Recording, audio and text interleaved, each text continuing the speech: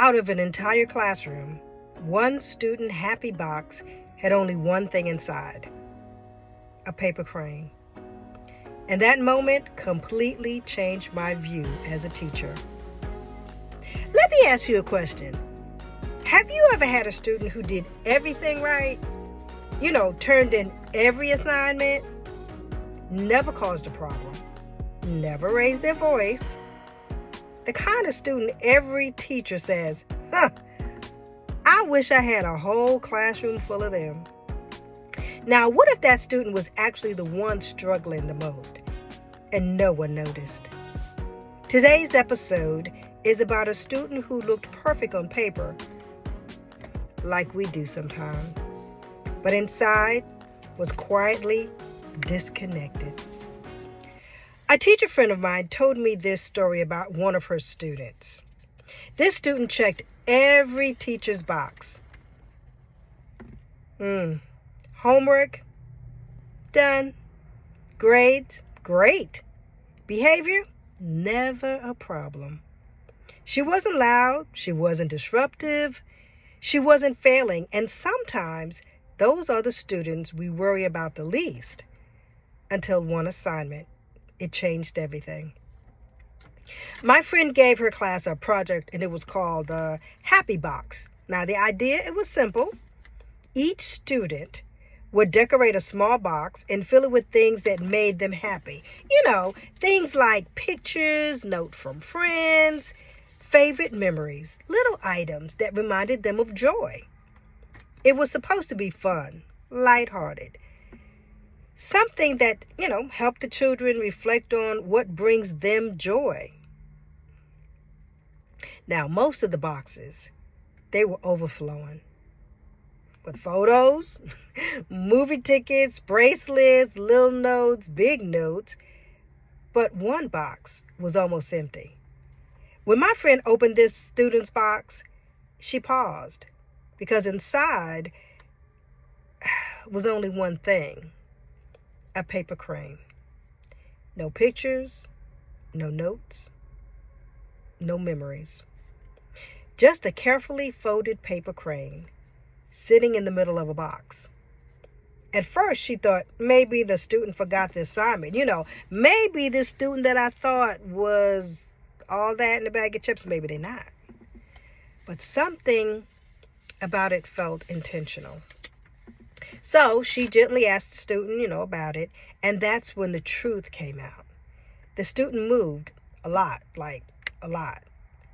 New town, new school, new classmates, over and over again. Imagine trying to build friendships when you might be gone in a few months. As my teacher friend was telling me about that part of the story, it reminded me of my own children. We're a military family, and we did move around maybe every 3 to 4 years, not the way or as frequent as that particular student, because they moved like every 2 to 3 times out of the school year. So that was really bad. But just veering off a little bit, anybody who's listening and they are part of the military, just realize that sometimes frequent moves, especially with military families, can create challenges with long and short-term relationships. But at the same time, those experiences can often build adaptability, independence, and the courage to explore the world. And you know what?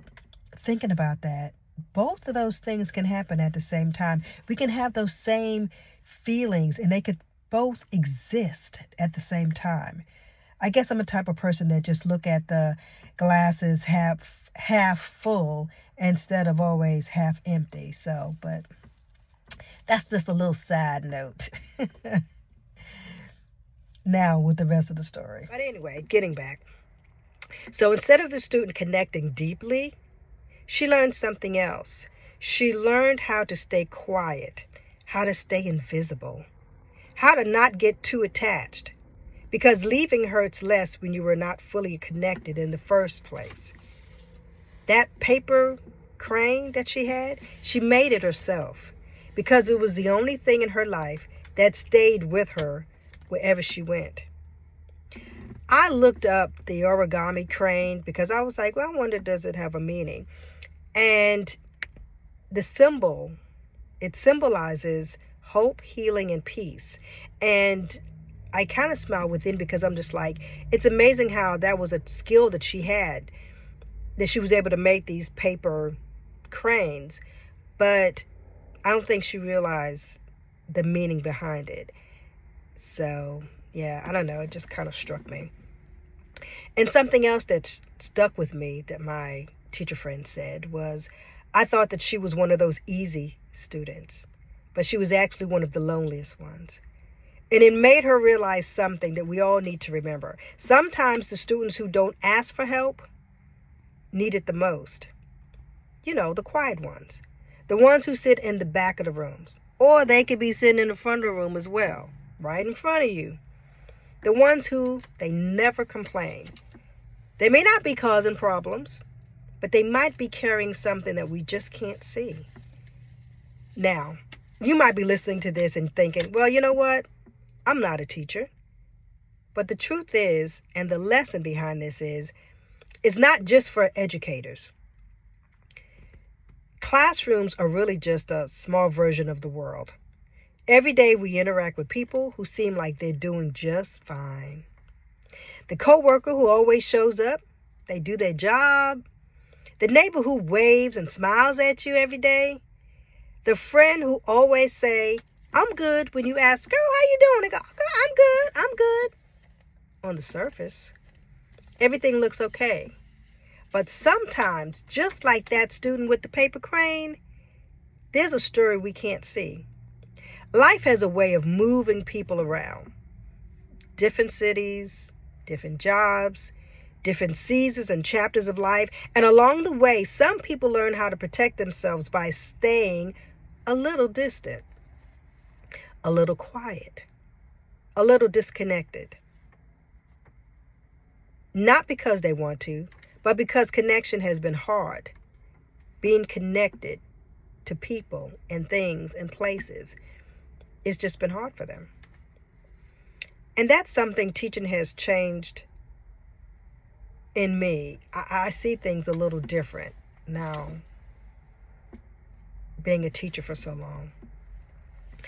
When you teach as long as I have, you realize that behavior, silence, confidence, even perfection can all be masked for something deeper. So you start looking at people differently. You become a little more patient, a little more curious, a little more compassionate. Unfortunately, sometimes you become disconnected as well. Because you understand something important. Everyone is carrying something that you can't see. Now, don't get me wrong. I'm not saying for you to eat people potato salad with raisins in it when you don't like raisins. And I'm not saying let people all up in your business. That's not what I'm saying. What I'm saying is, and what the lesson is,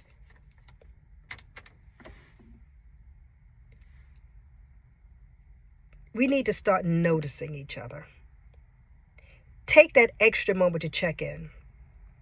Listening a little longer, showing kindness, even when we don't fully understand someone's story. Because sometimes the smallest gesture, the smallest conversation can make someone feel seen. Have you ever said to yourself, oh my goodness, I need to call so-and-so? Because you hadn't heard from them in a while, or they were just dropped in your spirit, their names, their face, and you're just like, I need to check on them and see how they doing. And you know what? That's something that we do need to do. And I got to raise my hand because sometimes I do it and sometimes I don't. People are on my heart and people are on my mind, but sometimes I don't do it. And I have to get better at that. I do. I'm telling you, I do. Now, maybe you don't, but I do. Because there are times that I know life is short. It is. And it seems like the older we get, the faster life seems to be speeding by. And I do believe that we need to give people flowers while they're alive, because guess what? They cannot smell them when they're dead. So we need to do what we can do while they are here. And that's what that paper crane reminded me of. A quiet student sitting in a classroom doing what they do. They were just being them. But they were also carrying a story that no one knew until someone adjusted their lens and they noticed them. Sometimes in life, the people who seem the strongest, the people who appear to be independent, the one who's like, oh, I'm fine, they're the ones who need it most. So whether you're a teacher, whether you're a parent, a coworker, or just someone moving through life with other people, maybe the lesson is maybe we just need to slow down. Look again. Adjust our perspective, our lens on life. Because sometimes when we change our view, we begin to see people for who they really are. As an educator, I realize teaching has changed my viewpoints. It's changed the way that I see the world. Because when I'm looking through the eyes of my students and the things that they go through, I look at things differently. I do.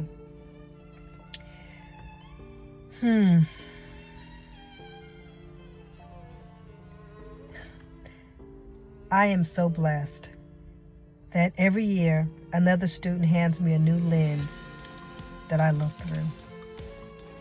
If you enjoy the life lessons that I am sharing through my lens as a teacher, don't forget to like, share, and subscribe.